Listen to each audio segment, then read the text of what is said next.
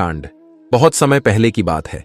एक व्यापारी और उसकी पत्नी व्यापार करने के लिए अपने राज्य से दूसरे राज्य में जा रहे थे। जब वे दूसरे राज्य की सीमा में पहुंचे तो उन्हें रास्ते में कुछ डाकू मिल गए और उन डाकुओं ने उस व्यापारी और उसकी पत्नी के पास जो कुछ भी था वह सब कुछ लूट लिया। इस तरह व्यापारी और उसकी पत्नी को डाकुओं ने भिखारी बना दिया। इसके बाद डाकुओं का गिरोह वहां से चला गया। डाकू तो चले गए, लेकिन व्यापारी और उसकी पत्नी लुट जाने के बाद चिंता में पड़ गए और सोचने लगे कि आगे क्या किया जाए। एक तो अनजान शहर और अनजान शहर में दोनों का बुरा हाल, क्योंकि अनजान शहर में पैसा ही सब कुछ होता है। व्यापारी अपनी पत्नी को लेकर अनजान शहर की तरफ बढ़ने लगा। उसे यह चिंता खाए जा रही थी कि अब व्यापार करूं तो कैसे करूं। वह इसी चिंता में चला जा रहा था कि उसे नगर के बाहर एक साधु की कुटिया दिखाई दी। व्यापारी अपनी पत्नी को लेकर कुटिया की तरफ चल दिया। जब वह कुटिया के पास पहुंचा तो उसे वहां पर एक साधु महात्मा मिले, जो एक चबूतरे पर बैठे हुए अपने शिष्यों को प्रवचन दे रहे थे। साधु को देखकर व्यापारी सोचने लगा कि क्यों न इन साधु महाराज को अपनी समस्या बताऊं, शायद ये मेरी समस्या का कुछ समाधान कर दें। ऐसा विचार करके व्यापारी उन साधु महात्मा के पास पहुंच गया और बहुत ही विनम्र स्वर में अपनी समस्या उन महात्मा को बताई। उसने कहा, महाराज, यदि किसी तरह आप मेरी पत्नी को किसी सेठ के पास गिरवी रखवाकर मुझे कुछ पैसे दिलवा दें तो आपकी बड़ी कृपा होगी। साधु ने व्यापारी की बात सुनी तो उसे उस व्यापारी पर दया आ गई। साधु ने अपने परिचित सेठ के बारे में बताया और उस व्यापारी को उसके पास भेज दिया। व्यापारी अपनी पत्नी को लेकर उस सेठ के पास पहुंच गया और सेठ से हाथ जोड़कर कहने लगा, सेठ जी, मुझे कुछ पैसे की आवश्यकता है मेरे पास गिरवी रखने के लिए। और तो कुछ नहीं है, बस मेरी पत्नी है। आप मेरी पत्नी को गिरवी रखकर मुझे कुछ पैसे दे दीजिए।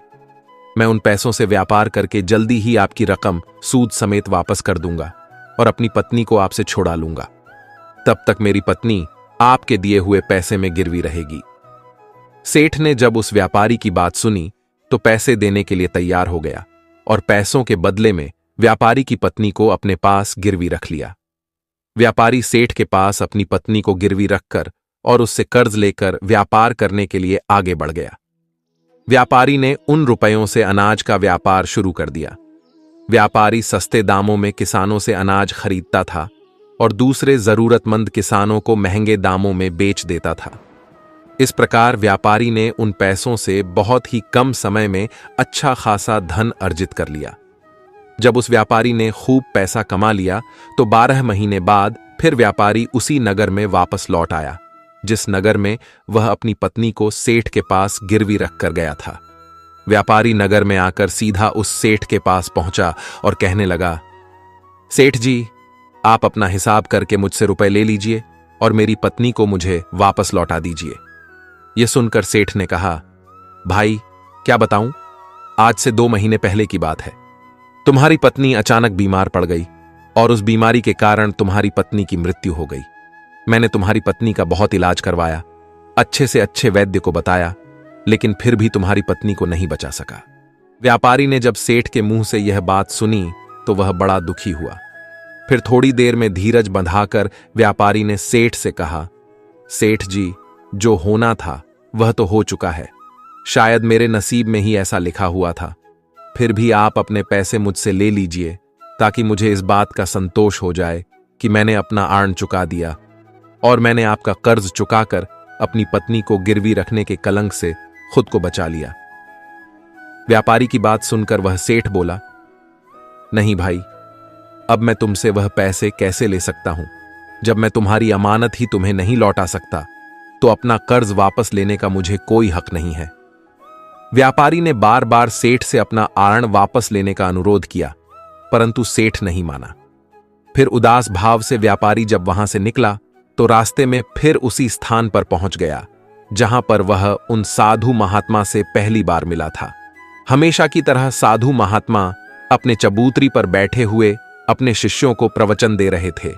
व्यापारी भी मन की शांति के लिए जाकर वहां पर बैठ गया और उस साधु महात्मा का प्रवचन सुनने लगा। साधु महात्मा ने जब उस व्यापारी को देखा तो उसे पहचान गए और उसका हालचाल पूछने लगे। व्यापारी ने पूरा घटनाक्रम उन साधु महात्मा को बता दिया। वह साधु एक सिद्ध महात्मा थे। व्यापारी की बात सुनकर उस साधु ने कहा, भाई, उस सेठ ने तेरे साथ धोखा किया है। तेरी पत्नी निश्चित रूप से जीवित है। भाई, तेरी पत्नी को या तो उस सेठ ने अपने घर में छिपा लिया है या फिर उसे अपने किसी परिचित के यहां दूर किसी जगह भेज दिया है। अब तू ऐसा कर, यहां के राजा के पास चला जा और राजा के दरबार में जाकर प्रार्थना कर कि राजा साहब, मेरी पत्नी को सेठ से दिलवा दो, क्योंकि इस नगर का जो राजा है वह बहुत बुद्धिमान व्यक्ति है। वह निश्चित ही उस सेठ पर जोर डालकर तुझे दिलवा देंगे। उसके दरबार में ही तुम्हारा फैसला होगा। जब उस व्यापारी ने उस साधु महात्मा के ऐसे वचनों को सुना तो वह व्यापारी साधु महात्मा की बात मानकर राजा के दरबार में पहुंच गया और राजा के दरबार में पहुंचकर राजा से गुहार लगाने लगा कि महाराज, मेरी पत्नी को सेठ से मुझे दिलवा दीजिए।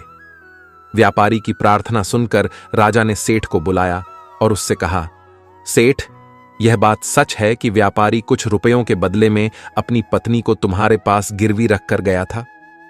सेठ ने स्वीकार करते हुए कहा, हां राजन, व्यापारी की यह बात बिल्कुल सच है।